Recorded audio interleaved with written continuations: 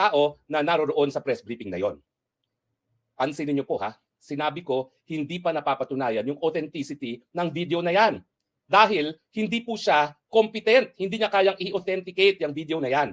Bakit? Hindi po ibig sabihin na authenticated na yan. Hindi pa po nila na-authenticate yung video na yan. So, ang video na yan ay so far kabahagi lamang ng investigasyon niya at lumabas sa investigasyon na yung investigasyon ng di umunong expert ay palpak.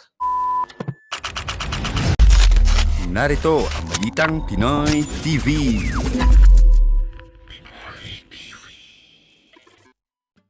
Okay, magandang gabi po sa ating lahat at heto po, no, patuloy po tayong humahanga dito sa defense team ni VP Sara. Yan po ang ating pag-uusapan ngayon at atin pong pakikinggan ang mga magagaling at mga eksperto patungkol po dito sa mga recent na nangyayari sa impeachment trial ni VP Sara, no. At yan nga, no, unahin natin itong update patungkol kay Senator Marcoleta kung ano ang nangyari sa kanya sa loob ng kulungan ngayon. Okay? Meron pong breaking news patungkol sa kanya at yan po ay papanoorin natin. At pangalawa ay ito ngang si Attorney Harry Roque po ay nagsalita na patungkol dito sa kanyang opinion sa nangyari sa impeachment. Okay? Ano ang masasabi niya dito? Yan po ang ating pakikinggan. Pati itong si Attorney Neil Abayon, no? Nagsalita na rin at pakikinggan natin bakit magaling po itong mga defense team ng ating Vice Presidente. So yun po ang ating pag-uusapan ngayong gabi. So bagong lahat, paki-like muna, paki-share dito sa ating video. Yan. At sa mga hindi pa nakasubscribe, subscribe na rin para updated kayo lagi sa ating mga upcoming videos.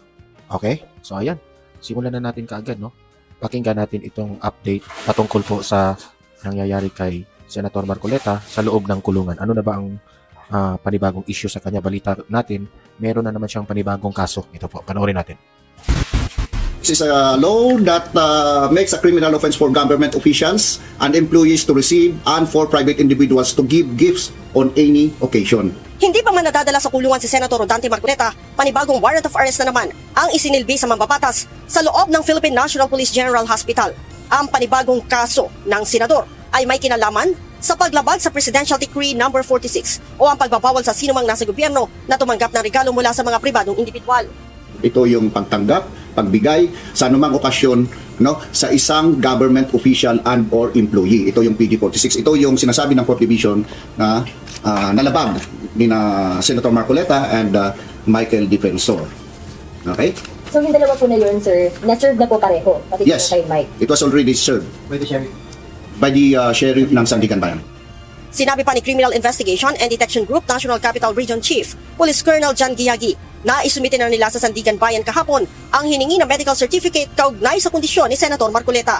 There is a directive for us, no, na actually noong July 6 pa lang nag-return na kami ng warrant. This contains yung mga mugshot niya, lahat, yung fingerprint, yung certificate of detention, and so on and so forth. Now, ang kulang lang that time is yung medical certificate or medical condition ni Senator Marcoleta, which we submitted yesterday. Upon receiving yung directive from Sandigan Bayan, we immediately presented to them yung condition niya at kung sino ba ang nagbabantay. Again, it is the CIDG. Samantala, sa pinakahuling resulta ng laboratory test ni Senator Marcoleta, lumabas na mataas ang bad cholesterol ng mambabatas, habang hinihintay pa ang resulta ng kanyang 2D echo na magpapakita naman ng kondisyon sa kanyang puso. Patuloy naman aniya ang ginagamot ang mild pneumonia ng mambabatas. Ayon kay PNP-GH Internal Medicine Chief, Police Lieutenant Colonel Benali Bayani, sakaling hingin ng Sandigan Bayan ang rekomendasyon ng mga doktor sa PNP, mas mainam aniya na huwag ihalo sa general population si Marcoleta sakaling ilipat ito ng kulungan. Kung sa estado ni Sir, consider natin yung age niya, syempre mababa na po yung immune system niya kumpara po sa mas bata sa kanya. So mas advice namin na isolate po siya. So yun po. Lalo na ngayon, di ba po merong sa news, merong increasing cases of COVID. So kailangan po nating pantayan. 72 na po si... Kung siya ihalo sa karamihan. Yeah, oo, kung sa marami po. So hindi po, kung ako po yun, hindi ko advise na isama siya. Pasado alas 2 naman ng hapon nang dumating si Senator Robin Padilla sa PNP-GH para dalawin si Senator Marcoleta. Leia Ilagan. So ayan ha, yan po ang pinaka-latest na update po patungkol kay Senator Marcoleta ha. Ito muna ibagay muna natin yung picture dyan. Ayan, teka muna. Saan na ba yung picture ni Marcoleta? Teka muna. Yan. So, yan ang pinaka-latest update kay Senator Marcoleta. Alam niyo, sa totoo lang, kawawang-kawawa si Senator, no? Kung pinaawa sa kanya kasi 72 years old na po, no? Tapos, itong ginagawa ng Bangag administration, talagang hindi talaga maganda dahil po pinagtripan siya, power tripping sila, pinag-initan siya, kinasuhan siya ng walang basihan. Balita ko pa nga sa COMELEC, no? Binasura na ito ng COMELEC, no? Na yung kay Marcoleta ay walang saksong sa COMELEC pa, walang nilabag si Senator Marcoleta. So bakit naman nila kakasuhan ng plunder? Tapos ngayon may pangalawang kaso na naman, no? Talagang pinag-initan si Marcoleta, kaya ako naawa ako Tapos yung kondisyon niya, matanda na, no? Balita ko pa nga sa hospital raw, nagkaroon po ng brownout doon. So, syempre walang aircon, so kawawa na naman, senador pa naman ito, no? So, yun po ang update ni Senator Marcoleta. Ang mensahe na lang natin ay laban lang, Senator, nasa likod po sa inyo ang taong bayan. At alam naman ng Diyos, alam naman ng taong bayan na ginagawa mo lang yan para sa taong bayan at sa katotohanan. Okay? So, stay put ka lang. There will be time of... Ayan. So, yan, naputol, no? Stay put lang, no? At ika nga sabi ni Tatay Digong, there will be time for reckoning. Okay? So, yan po ang update kay Senator Marcoleta, no? So, punta naman tayo dito. Ito na po yung aking sinasabi sa inyo, ha? Nag-re-react na po itong si Attorney Harry Roque, no? Dito natin malalaman bakit sobrang galing po ang ating mga defense team ng Vice President. Ito po, pakinggan natin ang opinion, reaction ni Attorney Harry Roque. Magandang araw po sa inyong lahat. Nasaan man kayo, magandang umaga, tanghali, gabi. Well, natapos na po ang kauna-unahang linggo ng pagtatangka ng Administrasyong Bangag at ng mga dilawan na apihin si VP Sara. Unahin niyo po ang title ko ay ang pagtatangkang apihin si VP Sara dahil alam naman natin na ating VP Sara hindi po payag na maapi. Lalaban siya sa hanggang huli dahil malinis ang konsyensya. Yung mga naririnig niyong mga chismis-chismis at di umano magre-resign si VP Sara, kalimutan niyo po yan. Wishful thinking yan ng mga kalaban dahil alam nila hindi nila mapapatunayan ang mga paratang laban kay VP Sara at kung mapatunayan man, hindi naman impeachable yung kanilang mga mapapatunayan at hindi mapapatanggal si VP Sara sa kanyang posisyon. Pero ninanais nila talaga sirain si VP Sara dahil nakikita nila na bumababa daw sa survey si VP Sara. Pero itong ginagawa nila ngayon na ini-impeach siya, pilit siya pinapatanggal sa pwesto matapos na ipakulong ang kanyang ama na si Tatay Digong na pinakamamahal na presidente ng Pilipinas sa kasaysayan natin, tingin ko po yan. Yan ang dahilan para lalo pang mapalapit sa taong bayan si VP Sara. Pero pag-usapan po natin, ano nangyari itong linggong ito at ano ang aasahan pa natin matapos itong linggong ito.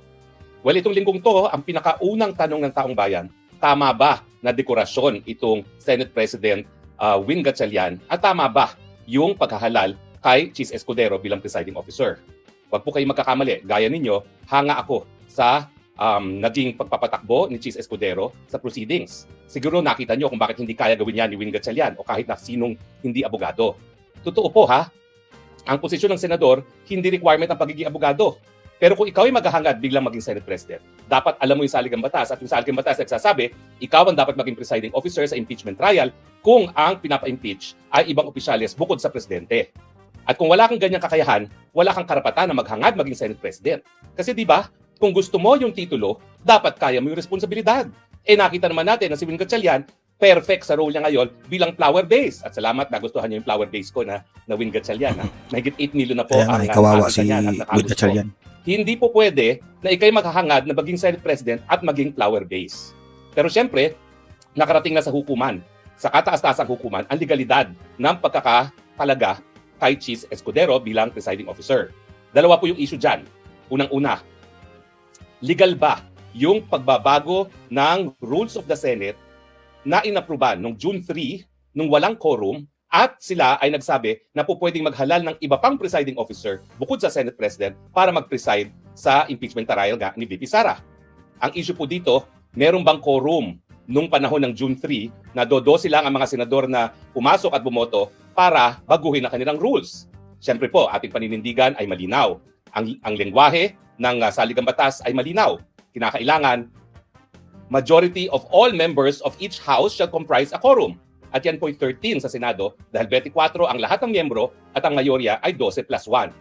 At dahil wala ngang 13 na bumoto ng mga panahon na yon, walang bisa yung kanilang pag-amenda sa Senate rules na po pwede na magtalaga ng iba pang presiding officer bukod sa Senate President. Dahil hanga naman tayo lahat sa naging performance so far itong linggo nito kay Chief Escudero, patas siya at alam niyang batas, alam niyang rules of evidence, napakagaling na kanyang mga rulings, unquestionable ang mastery niya ng rules of evidence at ng rules of court at ng rules of the Senate. Dapat siguro ang gawin nila, ihalal na nila si Chief Escudero bilang isang Senate President nang wala ng issue.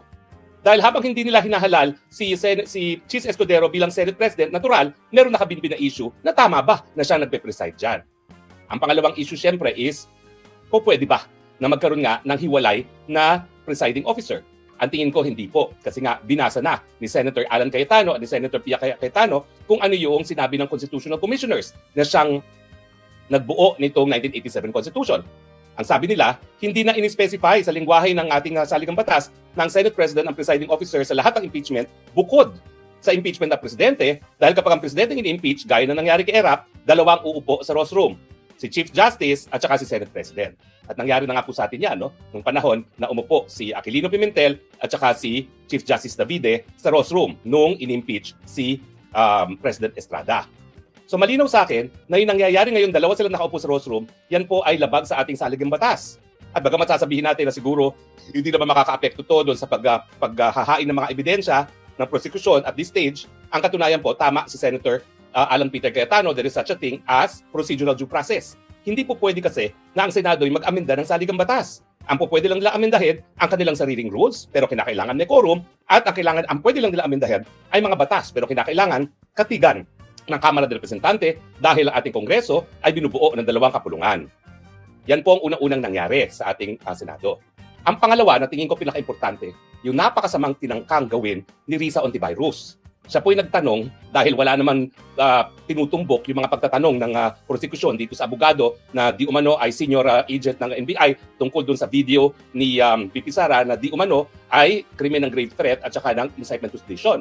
Mabuti po, unang linggo pa lang, lininaw na ng buong Senado, hindi lang si Alan Peter Cayetano, hindi lang si Pia Cayetano, na yung ginawa ni Risa Hontiveros ay mali. Kinakailangan igalang ang proseso. Ito ay political and legal. Pero hindi po pwede na babaliwalain mo yung legal aspect ng proseso. Hindi po pwede na ito ay isang trial and yet ang gusto mo magtestigo ay ang abogado na ang puro sasabihin na ay conclusion of law. Kinakailangan patunayan ang mga grounds for impeachment sa pamamagitan ng facts. Ano talaga nangyari? At bakit yung mga gawain ng isang impeachable officer gaya ni Inday Sara Duterte ay dapat maging dahilan para siya tanggalin sa pwesto. Hindi po pwede na kwentong kutsero galing sa bibig lang ng abogado. Pero ako sigurado po ako, hindi inosente yung tanong na yan. Kasi si Hontiveros naman, basa lang ng basa yan. Wala yung sarili pag-iisip. So, yan po tingin ko ay kuntsabahan pa. Dahil kita niyo yung sagot ng abogado, handang-handa siya sumagot sa kanyang lecture kung bakit yung ginawa ni VP Sara ay impeachable. Ang punto po dyan, at mabuti na lang, ang presiding officer na si Chief Escudero, si Alan Peter Cayetano at si Pia Cayetano ay tumayo, yan po ay konklusyon na dapat mga huwes lamang ang magdesisyon. Hindi pa nga po natatanggap ang ebidensya ng prosekusyon. Yung ebidensya ng testimonya ng NBI agent at nung video. At puntahan natin yan yung tatlong punto. Ano ba napruebahan nila dito sa testimonya ng senior agent? Ang napruebahan lang po nila ay siya'y senior agent, siya'y empleyado ng NBI, siya'y tinalaga para imbestigahan itong video na di umano ay krimen na grave threat at incitement to sedition. Siya ay nag-imbestiga. Kasama sa kanyang mga ginawa bilang investigador ay nag-download ng video at nag-interview ng 5 tao na naroroon sa press briefing na yon.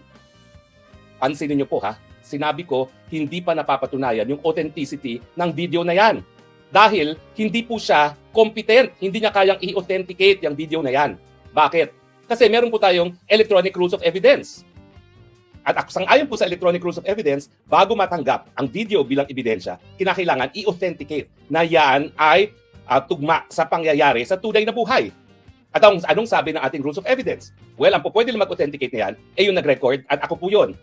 Ako po ang nag-record niyan gamit ko po ang StreamYard, pero StreamYard na ginamitan din namin ng Zoom para lahat ng gustong sumama sa press briefing ay makapasok. Ang Zoom po kasi hanggang 1,000 po pwede. Kaya ang ginawa po namin ay ako nag-broadcast through StreamYard. Pinalabas ko yan sa aking Facebook at sa YouTube. Pero yung mga kasapi sa press briefing ay umakyat po sa pamamagitan ng Zoom. So bukod pa ako sa akin, sino pa po pwede mag-authenticate? Well, pwede po mag-authenticate yung kahit sino na sumapi doon sa press briefing para sabihin na yung video ay talagang accurate na recording ng mga nangyayari nung gabing yon. At bukod pa dyan, nandyan yung Facebook. Now, para naman magamit itong video nito, dapat man lang original ang ginamit nila. Ang original, pwedeng manggaling sa Facebook. Ang original, pwedeng manggaling sa akin. Ang original, pwedeng manggaling doon sa mga tao na nag-download on the day it actually happened. Pero hindi po pwedeng ginawa niya na humanap na lang siya ng nasa Facebook na sa open source at dinownload. Hindi po yan original. Hindi po yan ganyan ang paggamit ng electronic evidence. Kinakailangan yung galing sa akin po o doon sa Facebook ang nanggaling na original o di naman kaya yung mga sumapi dyan sa event na yan. So sa ngayon po, wala pa silang napapatunayan na video.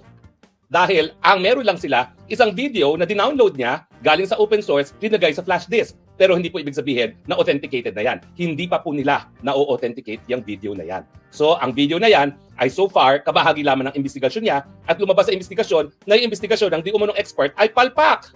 Bakit palpak? Di ba sinita siya ng boss niya mismo na dating Judge Santiago, dating NBI agent at sinabi, 7 punto ang kulang. Kasama na yung siyempre, yung mga affidavits na kung sino ang nag-download, kasama na kung sino kung sino yung mga nakakita, kasama na yung TSN, yung transcript ng mga di umanong pinapatunayan ng video, mga simpleng bagay na ganyan. So, nung klaseng investigador ang hindi marunong paano mag-imbestiga ng electronic evidence. At siyempre, hindi talaga siya expert dahil yung 2 weeks training niya ay hindi siya talaga sapat para maging expert. Ang kanyang degree naman ay accounting. Sabi nga ni Maharlika, yung pulboronic video ay talaga in-authenticate ng talaga merong university degree tungkol dito sa mga video-video na yan. At bukod pa dyan, ang importante, hindi naman kinakailangan ng expert witness kasi hanggang hindi na-authenticate, hindi dapat tanggapin ng hukuman. At kapag hindi yan na-authenticate, hindi magiging basihan ng kahit anong desisyon ng hukuman. At sa ngayon, dahil hindi pa siya na-authenticate, wala pa silang napapatunayan na video. So kung yung video ang kanilang katunayan dun sa mga salita na binigkas ni VP Sara, wala pa po silang ebidensya dahil hindi pa nila na-authenticate yan. And finally, ano ngayon? Sabihin natin ng mga patunayan nila na sinabi talaga ni VP Sara na kung may pumatay sa akin, may kinausap na ako para patayin din si Marcos Jr., Lisa Araneta at ang kanyang pinsan na si Tambaluslos. Ano ngayon? Sabihin na natin grave threat, krimen, incitement to sedition is krimen. Hindi po yan yung pinakaseryoso yung mga krimen. Dahil nilimitahan ng ating saligang batas para maging basihan ng impeachment ng pinakamatataas ng opisyalis natin. Ano ngayon? Ni walang kulong yung mga ganyang mga krimen na yan. Sabihin natin nangyari. Hindi po yan impeachable dahil hindi po yan seryoso or high crimes na karapat-dapat para maging basihan ng pagtatanggal ng pangalawang pinakamataas na opisyalis ng ating bayan. So yan po ang nangyari ngayon. Bokya pa rin ang prosecution bukod sa napatunayan nila na meron nag-imbestiga ng video na yan pero yung video na yan hindi pa po pwedeng tanggapin dahil hindi pa authenticated. So bali wala. Ano ngayon kung nag-imbestiga siya? Diba? At kung mapapatunayan man yung linalaman ng video, ano ngayon? Hindi naman yan high crimes, hindi yan seryosong krimen na dahilan para magkaroon ng impeachment. Pero sa nakita natin sa nakalipas na 3 araw, ano ang ating aasahan? Una-una, napakatagal po nito. Sabi ng prosecution, 66 witness. Sabi ng depensa, 30 witness. 3 araw, iisa pa lang. Aabot po ito siguro hanggang 3rd quarter ng 2027. Hindi po yan matatapos overnight. At talagang ang intensyon nila para ilihis ang atensyon ng taong bayan dun sa mga issue na walang kasagutan ng administrasyon gaya ng flood control scam.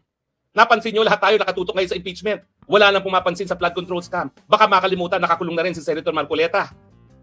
Dahil nga, ayaw niyang pumayag na supilin yung investigasyon nang lumabas kung tama ba ang sinasabi ni Zaldico na ang Marcos Jr. ang siyang mastermind ng flood control scam.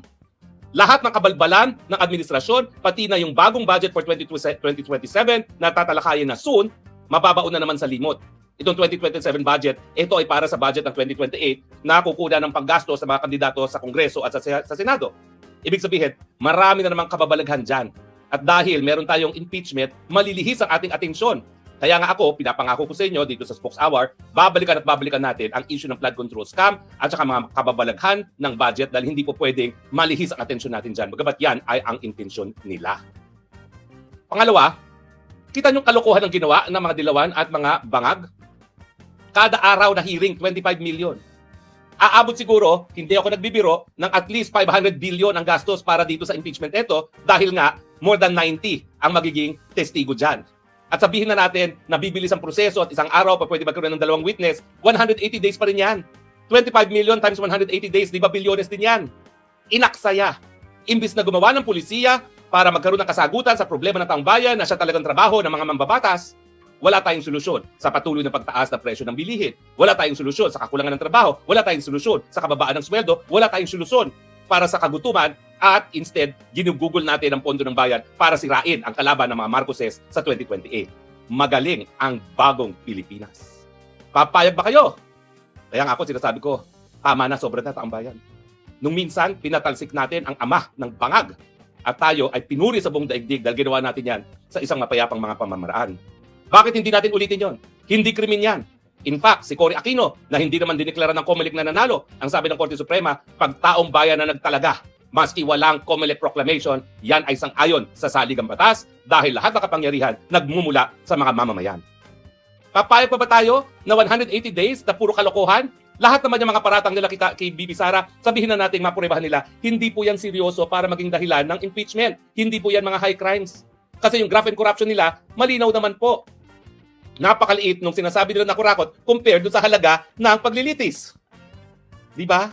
Kalokohan. Talagang ang kanilang intensyon, sirain si Inday Sara at alam naman natin na habang nakakulong si Tatay Digo at habang siya inaapi, lalo lang napamamahal si Inday Sara Duterte. Bakit hindi natapusin yan? Kung ayaw nilang tapusin ng taong bayan.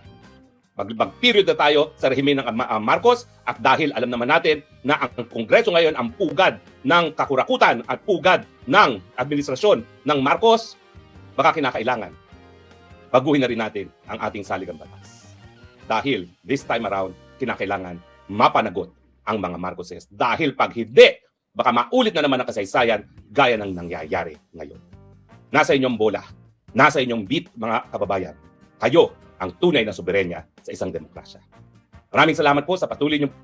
So ayan po yung reaksyon ni Attorney Roque. So yan na sa sobrang galing ng defense team ni VP Sara ay hindi po napatunayan ng witness ang authentication ng video. Wala eh.